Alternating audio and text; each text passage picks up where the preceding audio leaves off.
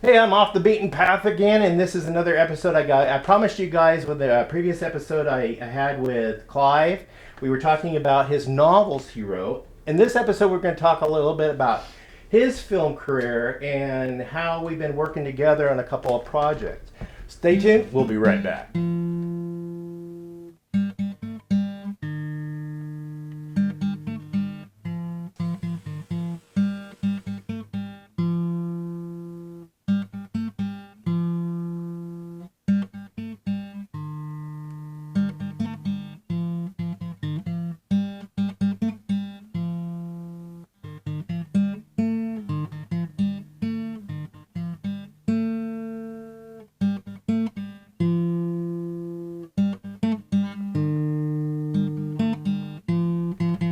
Welcome back to Pine Meadows Hobby Farm. I'm your host, Jerry Hansen. I'm sitting right here with my friend Clive Rosengren. He's a screen actor, retired screen actor. Yes. He does it more as a hobby now. I'm a recovering actor. Recovering actor, yes. And Clive now makes his home right here in the Rogue Valley in Southern Oregon. Aside from writing novels successfully, I would say, because he's got me hooked on his novels, he's also been working on a couple of films on the side. Some of the actors he's been working with that I've been working with also as Marlon Mason. Check out my interview I had with Marlon. I've actually had 3 total, so I'll list those down below in the description. And also I had a nice interview with Mark Schneider. Now you guys all 3 worked on a big project called Bent, and I worked on that project also, and that's getting ready to go out to movie theaters as well as the Klamath Film Festival. Right. Can you tell us a little bit about this? Well, it came as a surprise to me because Brad Douglas is the writer-director of it. He had another actor playing the part in this film that bailed for some reason or whatever. And Marlon I had known from LA. We did an episode of Charles in Charge together years and years ago, and found out that she had moved to the Rogue Valley, as did I. So she called me and says, "What are you doing?" And I said, so she pitched this project to her. And I said, "Yeah, okay, I'll be interested." She sent me a copy of the script, and I thought, "Oh my God, there's so many lines. How am I going to learn all these lines?" But I did it. We did it about, oh gosh, it's almost 5 years ago now. And then Brad kind of shelved it, and he didn't do any more with it. But now he's finished it. Yep. And it takes place up in the hills, or up in the mountains above Ashland. And it's called Bent, and it'll be in the Klamath Falls Film Festival, I guess, in September. And also in September, on September 27th through the 29th, it will be at the Klamath Film Festival. And then on August 9th, appearing in theaters. And here's the list of theaters they'll be appearing on, but I'm really interested in trying to attend a showing at a theater that sits right across the street from my high school where I took drama class.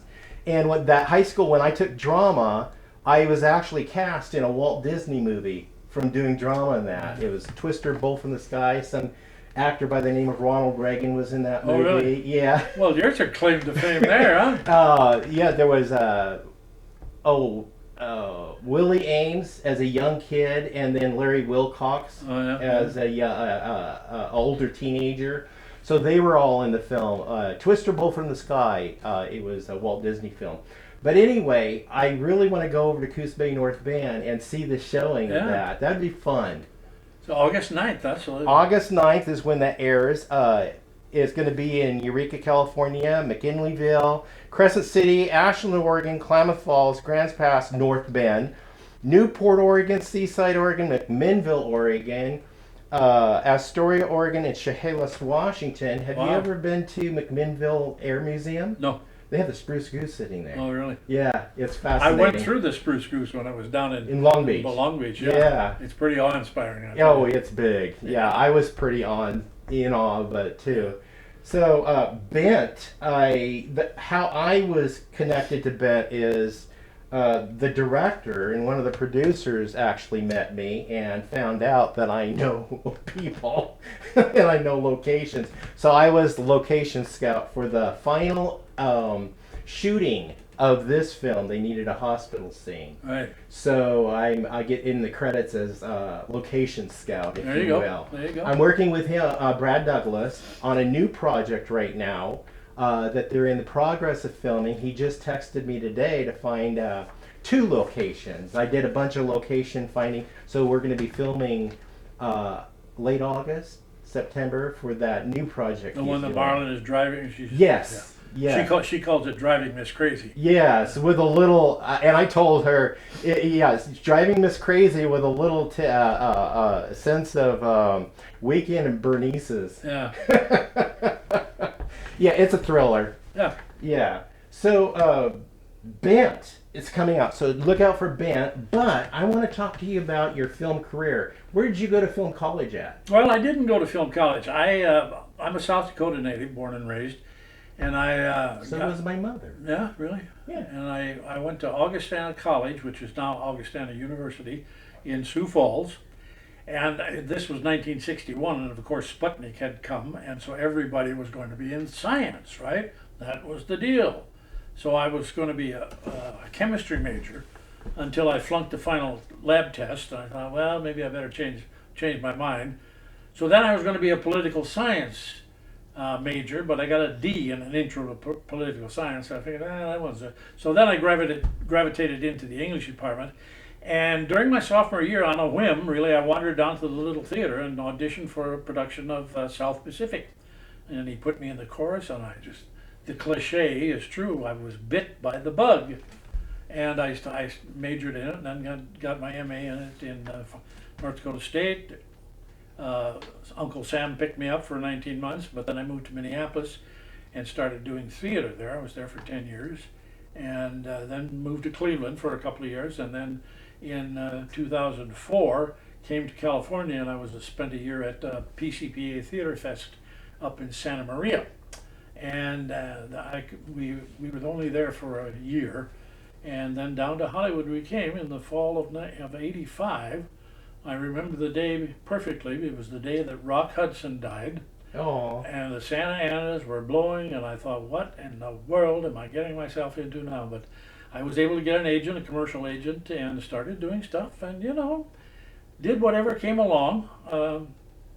Commercials, TV projects here and there. I did a couple of Seinfelds. I think I'm the only actor to have thrown Sam Malone out of his own bar. In Cheers. In Cheers. Oh, who was was it Shelley or was it Kirsty that was on cast at that time? Kirsty was there. Yeah. Kirsty. Yeah.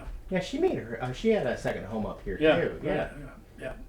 Yeah, and and so I was there for 18 years doing, I guess the biggest shot I had was in a Tim Burton film with Johnny Depp called Ed Wood.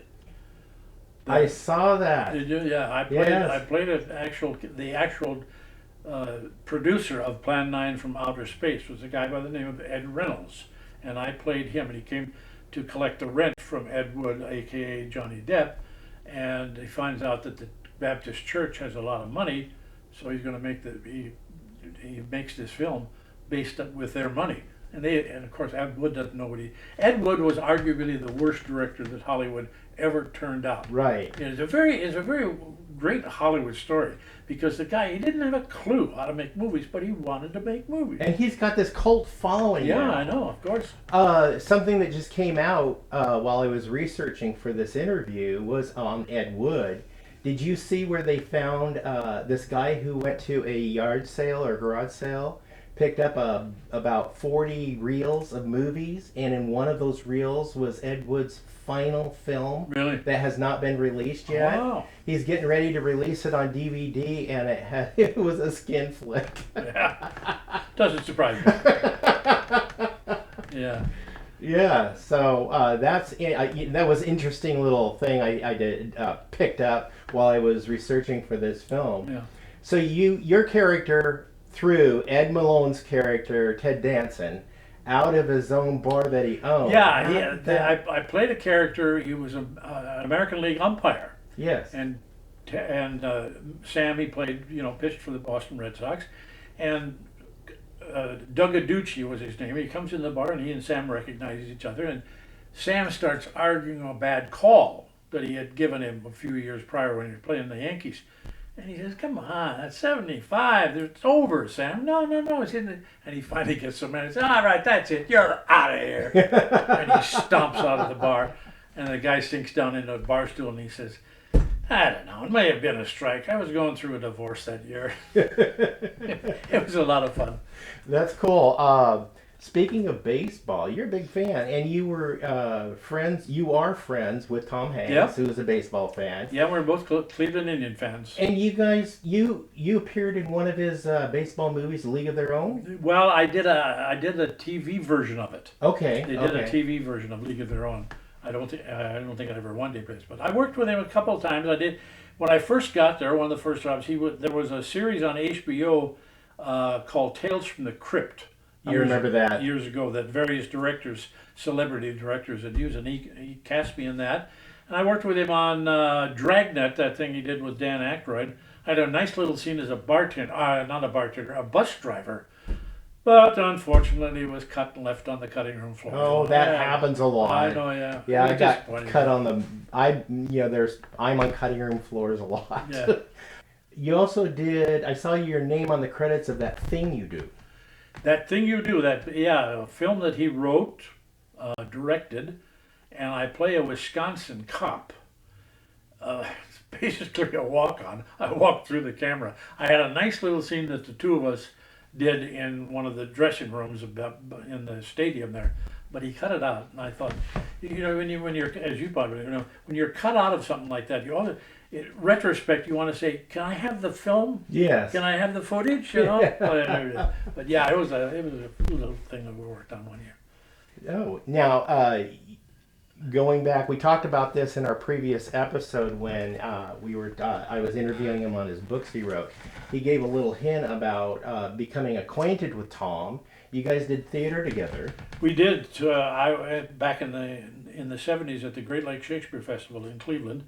77. He was there in 78. I was not, but we were both there in 1979 and did several shows together. Nice. Yeah, that was before he was who he is now. Yeah, yeah. I know him and his wife have another residence so nearby. Over in Idaho, I guess. Yeah. No, closer than that. Imagine where? Brookings. Do they really? Yes. Well, damn, I'm going to have to ask him. Go out to Brookings to stay at his place. I didn't know that. Huh? Yeah, he lives on the cliffs above Really? the beach there. I'll be darned. Yep. Well, he should come up and visit. Yeah, I was going to ask you if you ever go see him when he's in residence up here. No, I don't. Yes. I haven't seen him. Yeah.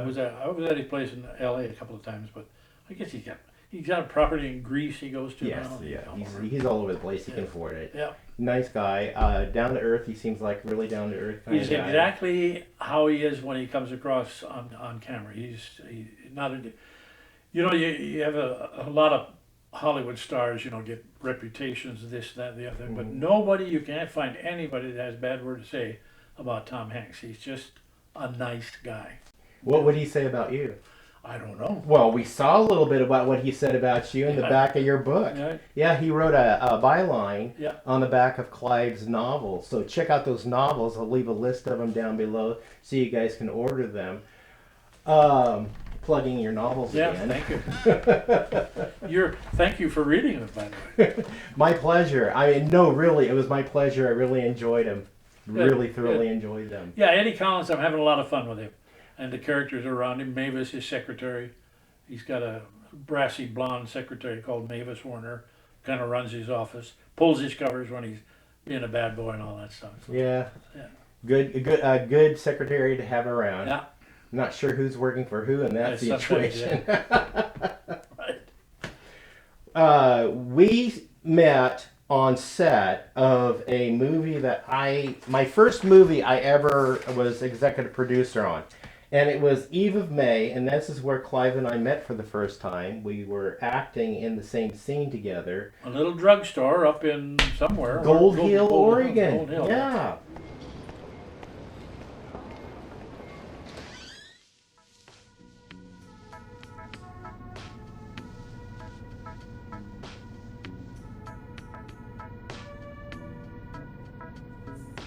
It's not ready yet. Clive Clooney, the doctor called it in this morning? Clive Clooney? At your service. FMA Sanders. Oh my goodness, it can't be. Oh, careful, Clive. I'm not as tough as I used to be. What the hell have you been up to for the past 50 years? So you and I got acquainted there, found out you were in Korea, I was in Korea. That's right, yeah. And tell us a little bit about your deal in Korea. Well, I was, this was 1968. I was doing a play up in Fargo, North Dakota at the community theater up there. And my draft board was in Sisseton, South Dakota, and the draft lady, I ran out of deferments, basically, college deferments. So I was drafted in '68, and I was a beneficiary of the Sullivan Act, which is when Right. the two brothers, entire side of an Iowa farm family was killed in the South Pacific during World War II, and consequently Congress passed a law saying that two members of an immediate family did not have to serve in a combat zone at the same time. And my brother was drafted several months before me, and he got orders to Vietnam.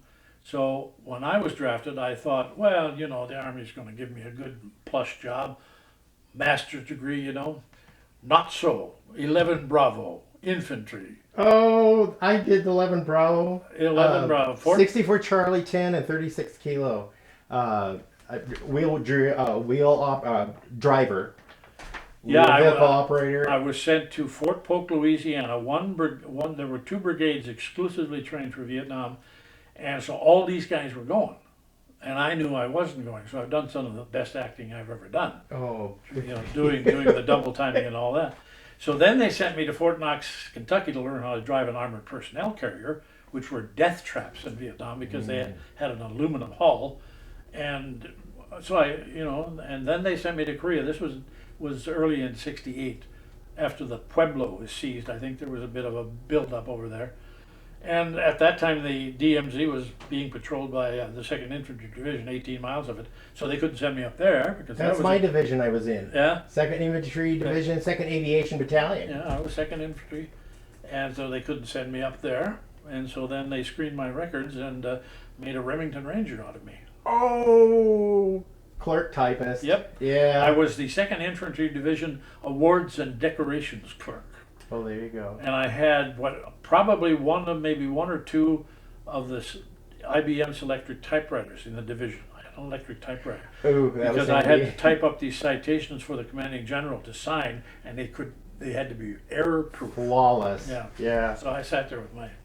My dad served in Korea. Yeah. He was on board the ship when they signed the armistice. Yeah. So he's heading over there by the time he got there. He was a conscientious objector, but he went anyway to serve in the medics. Yeah. So he drove ambulance, and he served in the 4077. Well, he delivered patients to the 4077 MASH unit.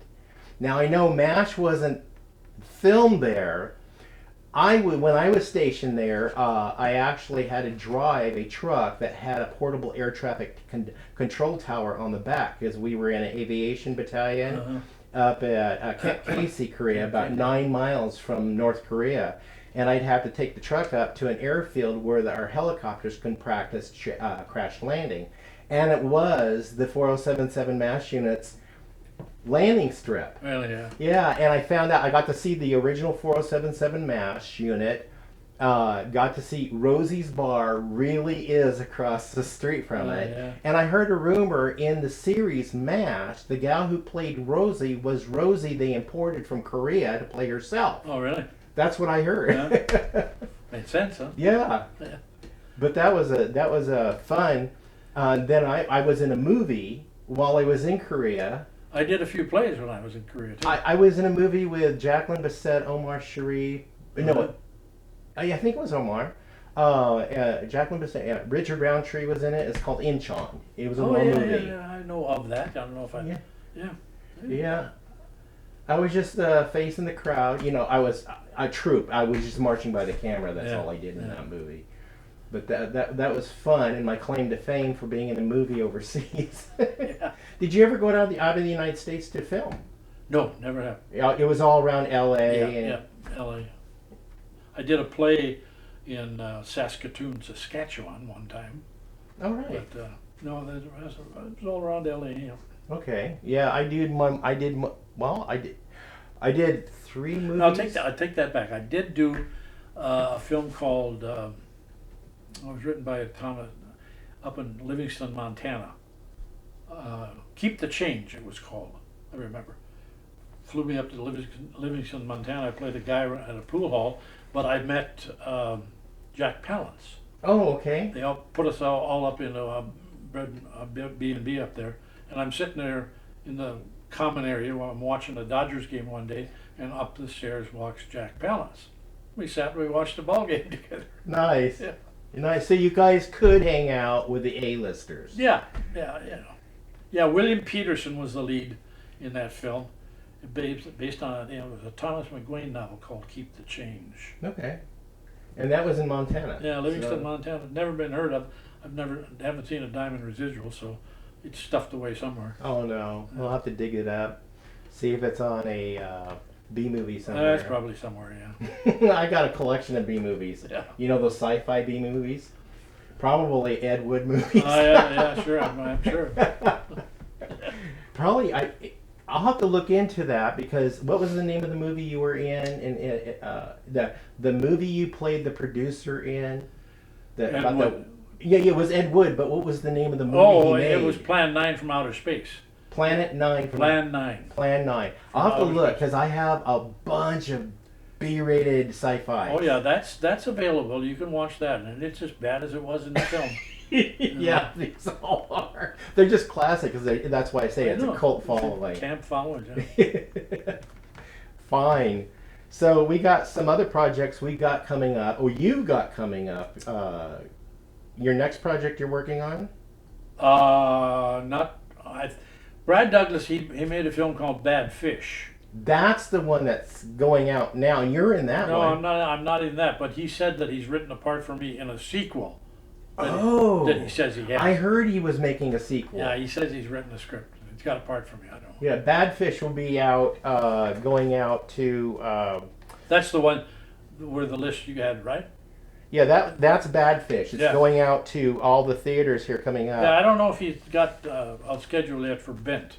Bent is coming out 27th through the 29th at the Klamath Film Festival. Bad Fish will be in Coos Bay, North Bend, and then all the theaters I mentioned. Yeah, he told me, he said he's trying to get a screening of it in Ashland, Bent, before the festival. I don't know if good. it is or not, but. Good. I'd like to see that. I'm not in it. I'm just working. But yeah, so Even May is a new project that's coming up. We'll keep you in touch when it comes out and where you can see it. I have a couple of cameo roles in it. You have a couple of roles in it. At the funeral. A couple of scenes when I meet her in the drugstore where I'm at, and then at the funeral, the cemetery. Yeah. And we're waiting to hear more about when that is actually going to be screening. He's looking for a film festival for it to premiere at right now. So we'll keep you in touch, or I'll keep you guys in touch with that. Clive, thank you for sitting with me and talking about your film career. My ill-fated film career. Nothing's ill-fated. It's all an adventure. Yeah. Yeah. However, I did enough to get a pension, so that's good. That's good. Yeah, I think you write about a little bit about that in your book. I think you were touching on another character in the book that got the pension, retired, and that he ended up dead. Yep. Oop, I said too much. It's in the book. It's not real. Yeah. Anyway, I'm Jerry Hansen, your host. This is Clive Rosengren, screen actor. Thank you, Jerry. And author. Thank you for having me in your home. My pleasure. Please stay tuned to more videos. You could do that by subscribing, clicking that bell icon. That'll let you to new videos as I upload them. Give us a thumbs up. Click that share button. Sharing my videos on your social media platforms really helps out the channel. I'm going to leave a bunch of links down below so you guys can check out what links I can come up with for these different movies we've tapped into today. I'm going to leave his link to his Internet Movie Database so you guys can see all the lists of projects he's talked about today. Many of which I don't remember doing. Yeah, there is a lot. Yeah. It's like 160 or something like that. I don't know. Maybe 60. There's some there. I remember I've looked at it a couple times. the hell did I do in that one? I don't remember. Yeah, it's more robust than my list. Anyway, be safe, always be kind. We'll see you guys in our next adventure. Take care, folks.